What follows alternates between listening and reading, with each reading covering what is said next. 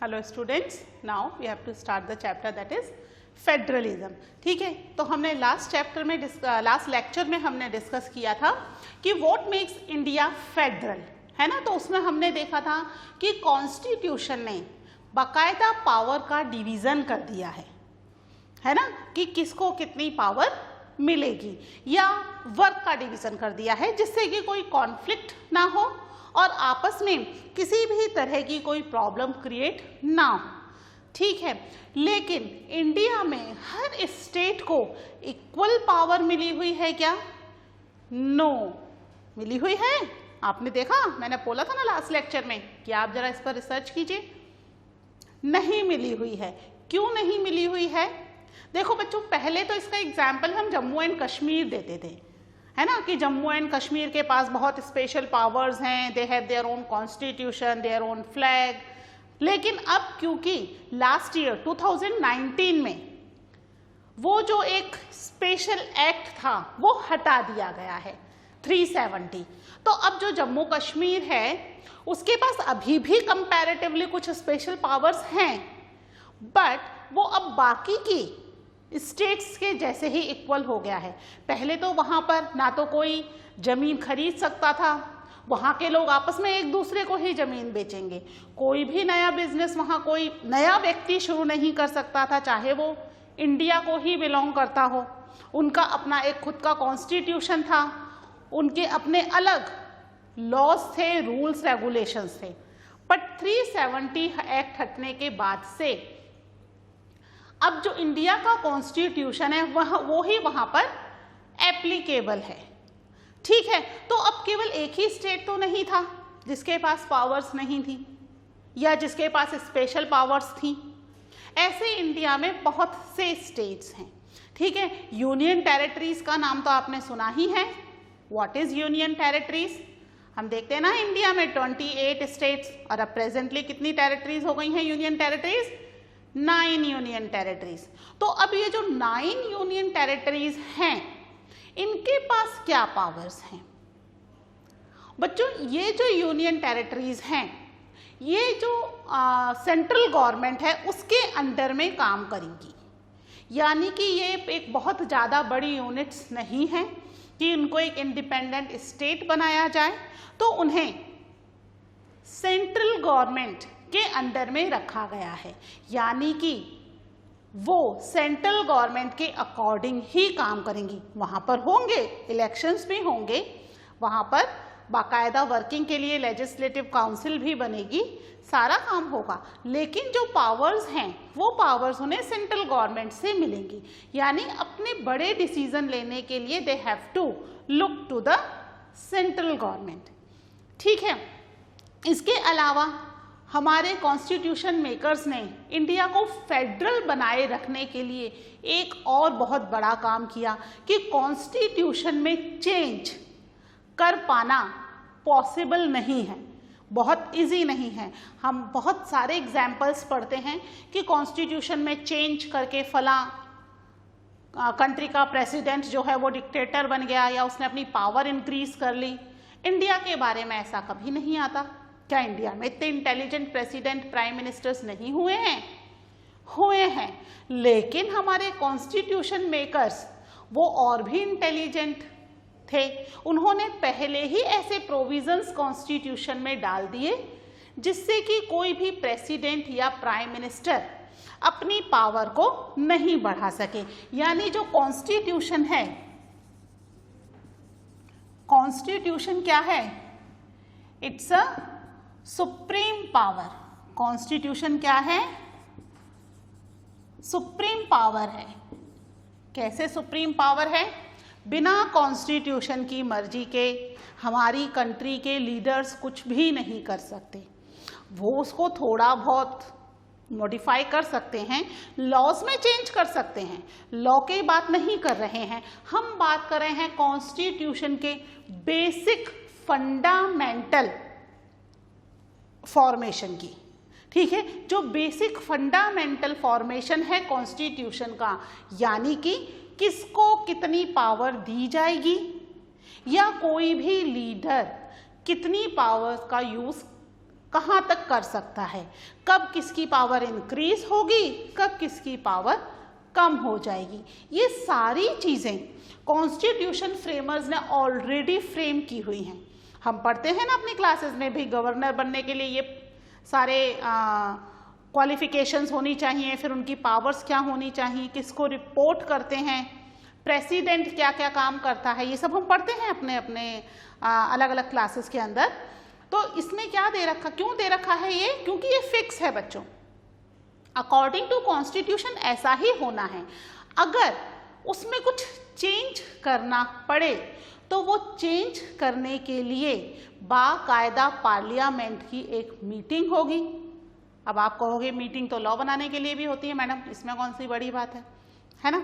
लेकिन यहाँ पर स्टेट्स भी इंक्लूड होंगे, यानी अगर कॉन्स्टिट्यूशन के फंडामेंटल जो रूप है उसको चेंज करना है, ठीक है, फंडामेंटल चेंज करना है,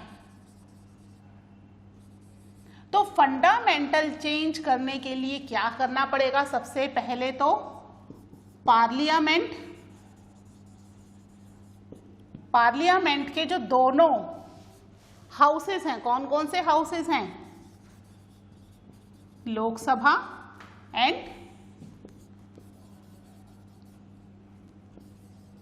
राज्यसभा, ये दोनों मिलकर के विद द 2/3 मेजॉरिटी उस फंडामेंटल चेंज को ये दोनों सबसे पहले तो 2/3 मेजॉरिटी के साथ पास करना जरूरी है, दोनों तरफ से पास होना चाहिए, ठीक है, 2/3 मेजॉरिटी के पास। अब ये पास भी हो गया मान लीजिए, लेकिन अब ये पास होने के बाद क्या होगा, अब ये जो पास किया गया लॉ है वो किसके पास जाएगा, स्टेट गवर्नमेंट्स के पास जाएगा, ठीक है। पास किया गया लॉ किसके पास जाएगा, अब यहां से पास हो गया, पास होकर के स्टेट गवर्नमेंट के पास चला गया, यानी कंट्री में कितनी स्टेट्स हैं, उन सभी स्टेट गवर्नमेंट के पास जाना चाहिए और उन स्टेट गवर्नमेंट से कम 50% स्टेट्स,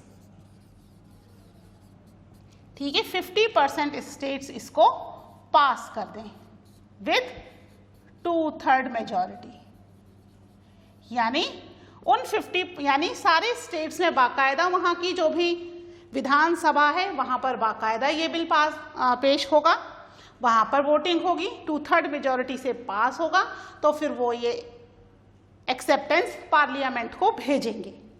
तो इतने कितने स्टेट्स हैं हमारे, 28 स्टेट्स हैं, यानी 28 स्टेट्स में से 50% स्टेट एटलीस्ट, कम से कम, मैक्सिमम कितने भी हो 100% हो सकते हैं, कम से कम 50% स्टेट्स उसको एक्सेप्टेंस देंगे कि हम एग्री हैं to change this fundamental provision of the constitution, तभी जाके वो चेंज होगा। यानी एक व्यक्ति, एक पार्टी या एक हाउस इसमें चेंजेस नहीं कर सकता, जबकि लॉ बनाने के लिए तो लोकसभा अकेला भी लॉ बना सकता है, इसमें कोई बड़ी बात नहीं है। हमने देखे ना कई सारे लॉज पास हुए हैं, लोकसभा क्योंकि बहुत बड़ी वो है, हाउस है, सबसे बड़ा हाउस है, सबसे ज़्यादा मेंबर्स हैं, तो जो मैक्सिमम मेजॉरिटी होती है वो लोकसभा के मेंबर से आ ही जाती है, ठीक है। तो यहाँ लोकसभा लॉज तो बना सकता है, लेकिन कॉन्स्टिट्यूशन के फंडामेंटल चेंज करने के लिए उसे क्या करना पड़ेगा, राज्यसभा के साथ मिलकर के बाकायदा एक प्रोविजन पास करके स्टेट गवर्नमेंट को भेजना होगा, और स्टेट गवर्नमेंट भी, ऐसा नहीं है 2-3 स्टेट्स ने पास कर दिया, कम से कम 50% स्टेट्स उसको पास करें, तब जाके हमारे कॉन्स्टिट्यूशन में फंडामेंटल चेंजेस किए जा सकते हैं, ठीक है। तो क्या ये बहुत इजी है, हमारी कंट्री में कितनी सारी पार्टीज हैं, है ना, हर स्टेट में कहीं पर सेंट्रल गवर्नमेंट की मेन पार्टी जो है वही है, कहीं पर ऑपोजिशन पार्टी है, कहीं पर कोलिएशन पार्टी है, कुछ लोग सेंट्रल गवर्नमेंट को सपोर्ट करते हैं, कुछ नहीं करते हैं, ठीक है। तो ये सारे लोग यहाँ पर एग्री हो पाना कॉन्स्टिट्यूशन के फंडामेंटल चेंज में पॉसिबल नहीं है, ठीक है। जैसे कि आता है ना कि इस स्टेट के प्रेसिडेंट ने पावर बढ़ा दी, भाई हम क्यों पावर बढ़ाने देंगे, हमारे पास तो इतनी कम पावर है, स्टेट तो एग्री ही नहीं होंगे, क्यों प्रेसिडेंट को और पावर दे दी जाए, है ना, क्यों प्राइम मिनिस्टर्स की पावर बढ़ा दी जाए, जो है वही ठीक है, हमारी बढ़ाओ। इनकी बढ़ाने के लिए सेंट्रल गवर्नमेंट एग्री नहीं होगी। तो इस तरीके से कॉन्स्टिट्यूशन के फंडामेंटल चेंजेस हो पाना बहुत ही डिफिकल्ट है, it's not easy at all, ठीक है। जहां पर लगेगा कि बहुत ही जरूरी है, इसके बिना काम नहीं चल पा रहा है, then all of them agree, तब जाके ये सब एग्री होंगे। इतने लोगों का एग्री हो पाना एक ही टाइम पर तभी हो सकता है कि जब बहुत ज्यादा जरूरत हो, ठीक है, तब ये एग्री होंगे, और जब बहुत ज्यादा जरूरत होगी then fundamental changes can be done, ठीक है। तो ये समझ में आया कि कॉन्स्टिट्यूशन में चेंजेस नहीं किए जा सकते, इसीलिए हम किसको मानते हैं, कॉन्स्टिट्यूशन को मानते हैं हम सुप्रीम पावर। इसके हिसाब से ही पूरी कंट्री रन करती है। whatever the law, whatever the rules, regulations applicable in the country, वो सारे रूल्स, रेगुलेशन, लॉज कहाँ से आ रहे हैं, कॉन्स्टिट्यूशन से ही आ रहे हैं। हम ये नहीं कह सकते कि इस पार्टी में बहुत पावर है, इसने इतना चेंज कर दिया, नहीं, बिना कॉन्स्टिट्यूशन अमेंडमेंट के या बिना कॉन्स्टिट्यूशन की मर्जी के कोई भी चेंज कंट्री में नहीं किया जा सकता।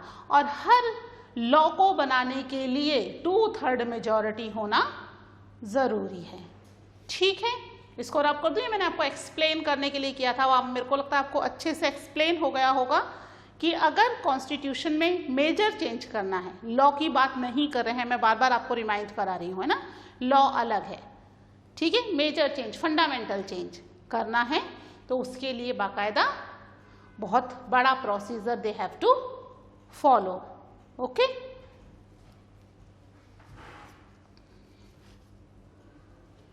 ठीक है, इसको रब कर दूं। अब हम नेक्स्ट देखते हैं कि how the federalism practised in country. अभी तो हमने देख लिया कि फेडरलिज्म किस तरीके से कॉन्स्टिट्यूशन के थ्रू एप्लीकेबल है, लेकिन ये फेडरलिज्म प्रैक्टिस कैसे हो रहा है कंट्री में, है ना, हाउ इज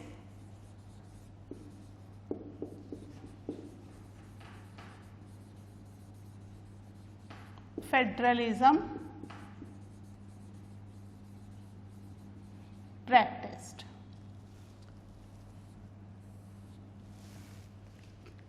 देखो बच्चों, हमारी कंट्री 1947 में इंडिपेंडेंट हो गई थी, है ना। 1947 में इंडिपेंडेंट होने के बाद हमारी कंट्री में कॉन्स्टिट्यूशन इम्प्लीमेंट हुआ इन 1950, पता है ना आपको। और उसके बाद फर्स्ट टाइम इलेक्शन हुए इन 1952, ठीक है। तो अब हमारी कंट्री में जो मेजर डिवीजन है स्टेट्स के, वो मेजर डिवीजन किसके हिसाब से हैं। अगर आप अपनी कंट्री का मेजर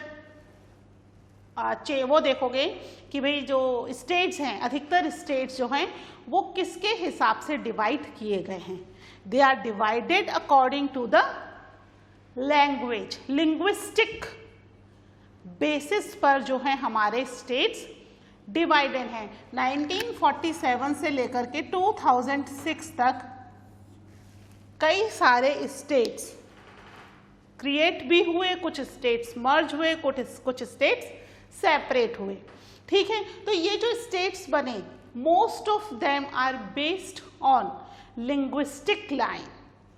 किसके हिसाब से हुए,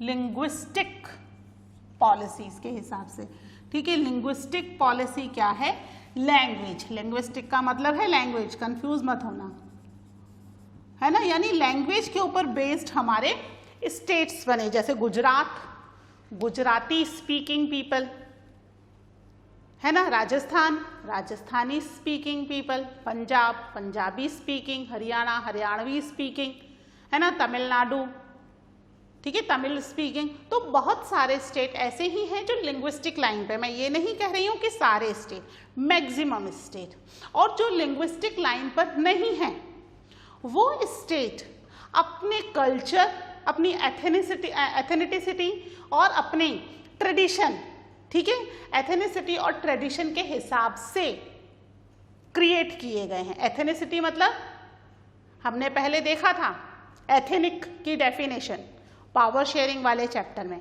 है ना, एथेनिक वर्ड से ही क्या बना है, एथेनिसिटी, ठीक है। तो क्या होती है, where the people of the same culture और ट्रेडिशन, ठीक है, दे शेयर देयर कल्चर और tradition, people belongs to the same culture and tradition, ठीक है। तो यहाँ पर या इधर लैंग्वेज के हिसाब से बने हुए हैं स्टेट, या फिर कल्चर और ट्रेडिशन के हिसाब से बने हुए स्टेट। जब भी नए स्टेट क्रिएशन की डिमांड होती थी, हमारे जितने भी लीडर्स हैं, रिप्रेजेंटेटिव्स हैं, वो थोड़ा डरते थे कि कहीं ऐसा ना हो कि इसकी वजह से कंट्री डिसइंटीग्रेट हो जाए, यानी कहीं ऐसा ना हो कोई एक स्टेट हमसे अलग हो जाए, टूट जाए, है ना, इंडिया यूनाइटेड ही रहे वो चाहते थे। लेकिन जब भी लिंग्विस्टिक लाइन पर या कल्चरल बेसिस पर स्टेट का फॉर्मेशन हुआ है, तब तक कंट्री और भी ज़्यादा यूनाइटेड हुई है, क्योंकि लोगों को लगा है कि कंट्री हमें प्रॉपर हमारे टर्म्स एंड कंडीशन पर हमारी लाइफ जीने की हमें आज़ादी दे रही है। इसलिए यहाँ पर जब भी डिवीज़न हुआ, तब बाकायदा कंट्री के अंदर और भी ज़्यादा यूनिटी आई है। अगर बहुत ही रिजिड होकर के ये चेंजेस नहीं किए जाते तो हो सकता है कंट्री की पॉपुलेशन रिवोल्ट कर देती, है ना। इसी तरीके से हमारे यहाँ पर लैंग्वेज पॉलिसी भी है। लैंग्वेज पॉलिसी क्या है, ठीक है बच्चों, अधिकतर आप में से बच्चों को इस चीज़ का मिसकंसेप्शन है कि इंडिया में हिंदी जो है that is our national language. नहीं, इंडिया की कोई भी नेशनल लैंग्वेज नहीं है, ना ही कोई नेशनल रिलीजन है और ना ही कोई नेशनल लैंग्वेज है, ठीक है। Hindi is our mother tongue. Mother tongue कौन सी होती है, जो हम अपने जन्म के साथ ही बोलना शुरू कर देते हैं अपने पेरेंट्स के साथ। तो हो सकता है आपकी मदर टंग हाड़ौती हो, पंजाबी हो, है ना, तेलुगु हो या मलयालम हो, कोई सी भी आपकी मदर टंग हो सकती है, ठीक है। बट हमारी कंट्री के अंदर 40% पॉपुलेशन क्या बोलती है, हिंदी बोलती है। लेकिन कितनी, केवल 40% ही हिंदी बोल रही है, बाकी की पॉपुलेशन अलग अलग लैंग्वेज बोल रही है। इस 40% पॉपुलेशन में भी सबकी फर्स्ट लैंग्वेज या मदर टंग हिंदी नहीं है। हम जानते हैं हिंदी, लेकिन मेन लैंग्वेज हो सकता है हमारी कुछ और हो, राजस्थानी हो, पंजाबी हो, है ना, घर में वही बोली जाती है, ठीक है। तो 40% लोग जो हैं वो हिंदी बोलते हैं, बाकी के 60% लोग अपनी अपनी रीजनल लैंग्वेजेस बोलते हैं, ठीक है। 1965 में इंडियन गवर्नमेंट ने कोशिश की थी कि हिंदी को ऑफिशियल लैंग्वेज बना दिया जाए, ठीक है, हिंदी को ऑफिशियल लैंग्वेज बना दिया जाए और अंग्रेजी या इंग्लिश के इन्फ्लुएंस को कम कर दिया जाए, ठीक है। यानी 1965 में उन्होंने एक लॉ पास किया कि जो इंग्लिश है उसको ऑफिशियल लैंग्वेज में काम में ना लेकर के सभी लोग हिंदी लैंग्वेज को एज अ ऑफिशियल लैंग्वेज काम में लेंगे।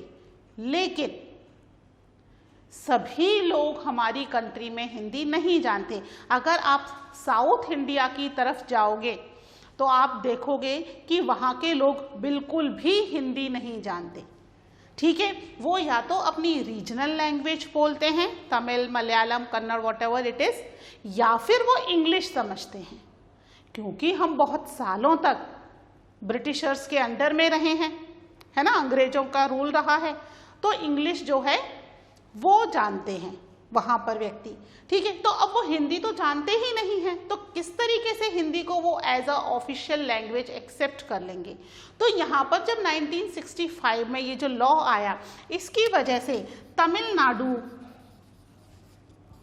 ठीक है, जानते हैं ना आप, तमिलनाडु इंडिया का एक स्टेट है इन द साउथ इंडिया, वहां के लोगों ने रिवोल्ट करना शुरू कर दिया। ठीक है, लेकिन हमारे यहाँ के जो लीडर्स हैं वो बहुत ही ज़्यादा रिजिड नहीं हैं, बहुत ही ज़्यादा कि भाई जो लॉ बना दिया दो that you have to follow, जैसा श्रीलंका में हुआ था।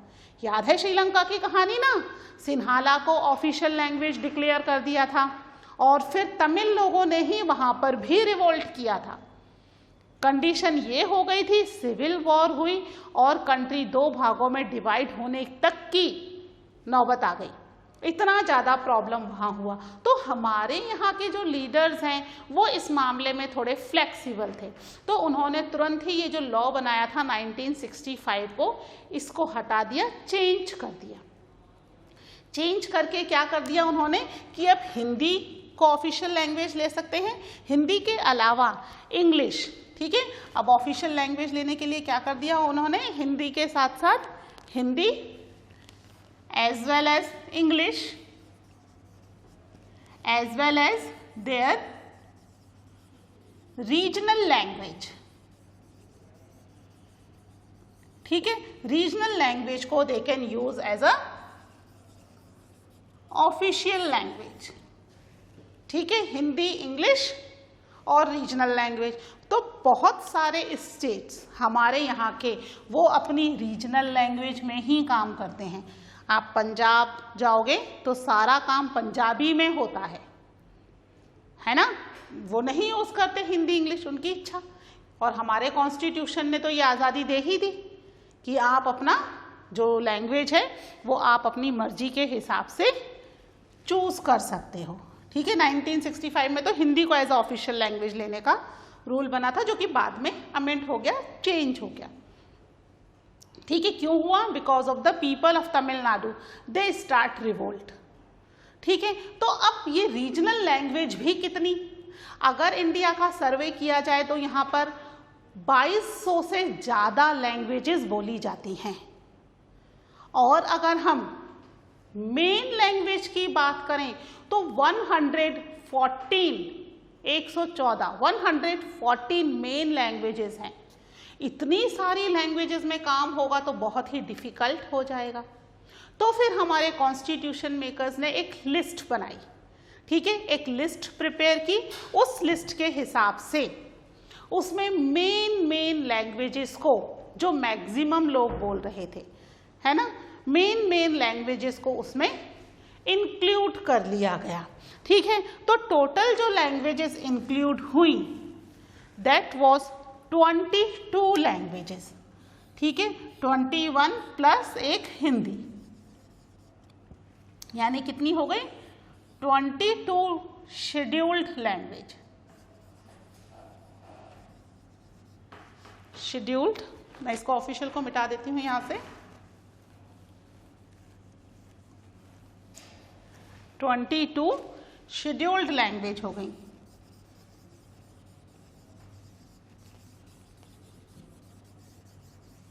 ठीक है, जिन्हें कंट्री में रिकॉग्नाइज किया गया है कि इन 22 लैंग्वेजेस को आप ऑफिशियली काम में ले सकते हो, दैट रीजनल लैंग्वेज। जैसे राजस्थान में हम कह सकते हैं बहुत सारी लैंग्वेजेस हैं, है ना, लेकिन उनमें से एक मेन लैंग्वेज राजस्थानी लैंग्वेज को हम as a official language use में ले सकते हैं। ठीक है, तो मेन 21 लैंग्वेज है और एक हिंदी, तो 22 लैंग्वेजेस को यूज किया जा सकता है एज अ रीजनल लैंग्वेजेस। सारी लैंग्वेज अगर यूज करने लगे तो फिर तो बहुत ही ज़्यादा लैंग्वेजेस बन जाएंगी। तो उन्होंने सर्वे करके 22 लैंग्वेजेस को इंक्लूड कर लिया।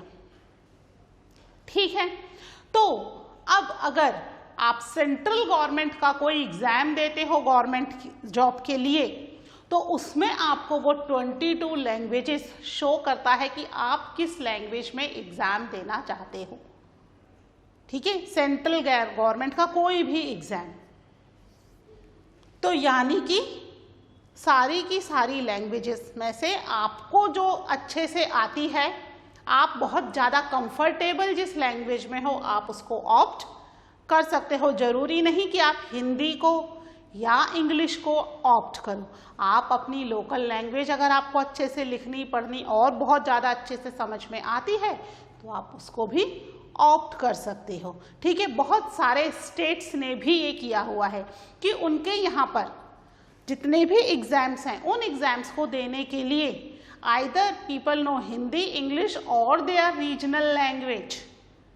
ठीक है, रीजनल लैंग्वेज को भी उन्होंने एक मेन इम्पॉर्टेंट लैंग्वेज डिक्लेयर कर दिया है, जिससे क्या हो, जो भी लोग अपनी रीजनल लैंग्वेज को अच्छे से जानते हैं वो वहाँ पर एग्ज़ाम दे सकते हैं। उसके लिए ज़रूरी नहीं कि आपको बहुत ज़्यादा अच्छी हिंदी या बहुत अच्छी इंग्लिश आती हो। ठीक है, तो ये जो चीज़ें हैं ये कंट्री को क्या बनाती हैं, फेडरल बनाती हैं, यानी कंट्री में आप प्रॉपरली अपने कल्चर, अपने ट्रेडिशन और अपनी लैंग्वेज के अकॉर्डिंग रह सकते हो। यहाँ पर बहुत ज़्यादा रिजिड गवर्नमेंट नहीं है, फ्लेक्सिबल गवर्नमेंट है, जो कि कंट्री में डेमोक्रेसी को इस्टेब्लिश करने के लिए लोगों के अकॉर्डिंग थोड़े बहुत चेंजेस कर देती है। जैसे कि हिंदी को करा था ना, तो हिंदी के साथ साथ इंग्लिश को भी उन्होंने इंक्लूड कर लिया। ठीक है, बहुत सालों तक हम ब्रिटिशर्स के रूल में रहे, but English is a language, है ना, तो हमने उस लैंग्वेज को एक्सेप्ट कर लिया एज अ ऑफिशियल लैंग्वेज। लेकिन कंटिन्यूस सेंट्रल गवर्नमेंट हिंदी को प्रमोट करती रहती है। वो चाहती है कि ज़्यादा से ज़्यादा काम हिंदी लैंग्वेज में हो। ठीक है, तो ये हमारा how the federalism practised in the country topic हुआ है। ठीक है, इसके बाद हम सेंट्रल और स्टेट के रिलेशनशिप के बारे में डिस्कस करेंगे कि सेंट्रल गवर्नमेंट और स्टेट गवर्नमेंट के आपस में किस तरह के रिलेशनशिप होते हैं, कौन किसको किस तरीके से इन्फ्लुएंस करता है। ठीक है, मिलते हैं in the next lecture. Till then take care, bye.